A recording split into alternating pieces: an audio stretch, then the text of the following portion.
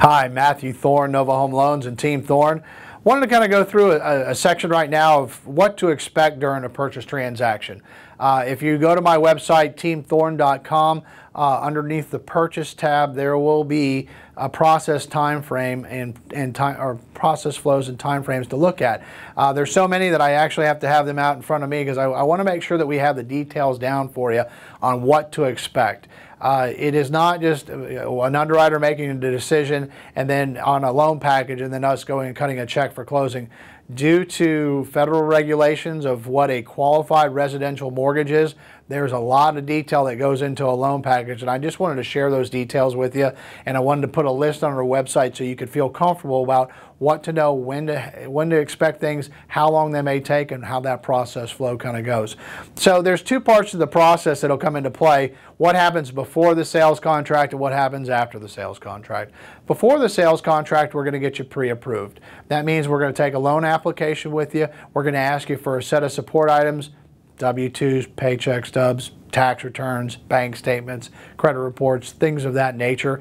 And we're going to get you pre-qualified so you can go out shopping. That's when you'll get a pre-approval letter. We call it a pre-qualification form to get you out shopping for a home.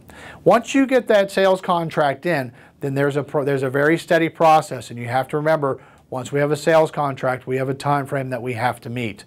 So when it comes down to getting into a sales contract, we are going to make sure that we get the details from that sales contract, what the price is, your down payment is, and your closing date, and we're going to draw up what they call as an initial set of loan disclosures. Those loan disclosures are traditionally going to be emailed to you so you can electronically sign them.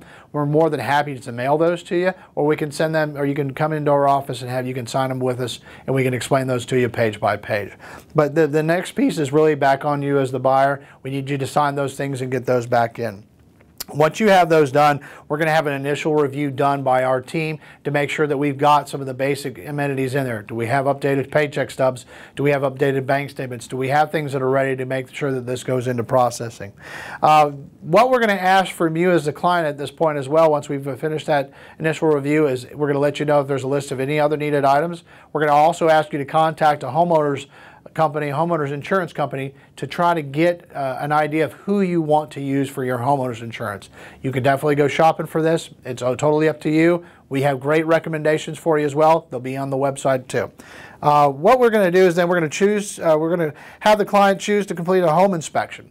Home inspections are almost never required. Only in very rare instances do we require them, but it's something that we highly recommend. Now, when you do a home inspection, we like to have you complete that within the 10-day, what they call as initial inspection period. We like to wait on the appraisal until you're finished with that inspection. If you're in a hurry and you want us to order the appraisal at the same time, we're happy to do that, but please note that if anything comes up in that home inspection that's going to have you cancel that contract, you could be in jeopardy of losing that appraisal money because we have to pay that appraiser to do that. So once you've completed your home inspection, we will make sure that we have our file then moving into processing, and we'll have a processor. Her name is Gina Wagner. We'll be going through all the details, maybe giving you an updated list of anything else that we may want to make sure that we've got in place. And you will get an email from Gina letting you know. Now, during this part of the process, we're going to contact employers to verify employment, verify deposits. We're going to go through and look at tax transcripts. There's IRS forms that have to be done, Social Security Administration forms that have to be completed. So there's a lot of validation detail that has to come into play.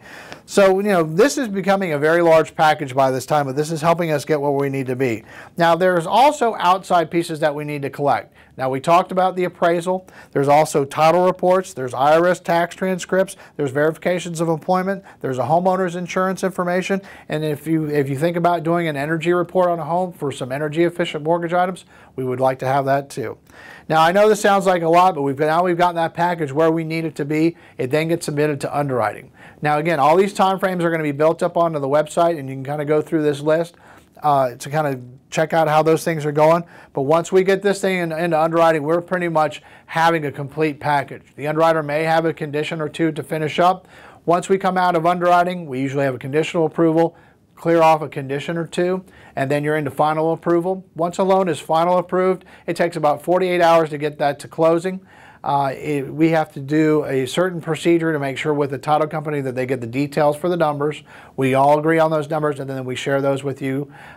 You will then go to signing, the seller signs, and then it usually will fund and record the next day. Again, all these time frames are kind of built in on the website, so please go through our products tab, go into the procedures or process flows, and that'll kind of break this thing down, and it'll show you time frames per section. Traditionally, I like to see about a 25 to 28 day time frame built in our close of escrows for our contracts. If you have any other questions, just give me a call. Matthew Thorne, Nova Home Loans, 602-385-4817. Thank you very much.